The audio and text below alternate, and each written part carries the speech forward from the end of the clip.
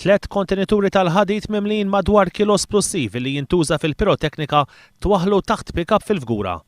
Kollox qed jindika li din il-karozza bomba kienet immirata biex toqtol raġel li jgħix fit-triq l-14 ta' Diċembru 1945 fil-Fgura li ma' raġel allegatament huwa magħruf sew mal-pulizija.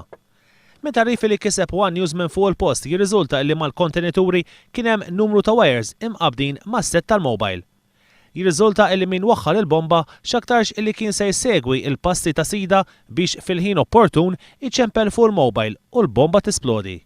Sorsi li tkellmu ma' One News sostnew li kieku l-bomba splodiet, il-ħsarat kienu jkunu estensivi u fatali. Jirriżulta li xi ħadd informa lis-sit li kellu xi ħaġa suspettuża taħt il-vettura tiegħu.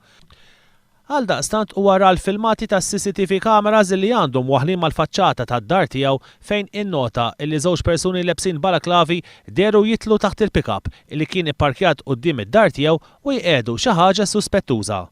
Qed ikun allegat illi wieħed minnhom waqatlu l-balaklava u x'aktarx jintaraf mill-pulizija.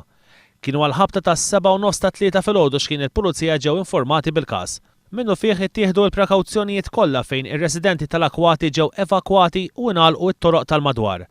Fuq il-post marru qatt kbir ta' pulizija, ambulanza minn Mater Dei u l-membri tal-Protezzjoni Ċivili.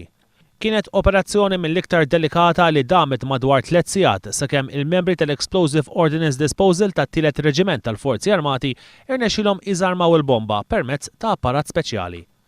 Il-bomba mbagħad ittieħdet fir-ranges tal-Forzi Armati f'Pembroke sabiex tkun eżaminata f'aktar dettall fejn il-Maġistrat Anthony Micallef Trigona ħatar lil Maġġur Jeffrey Kurmi bħala espert tal-qorti.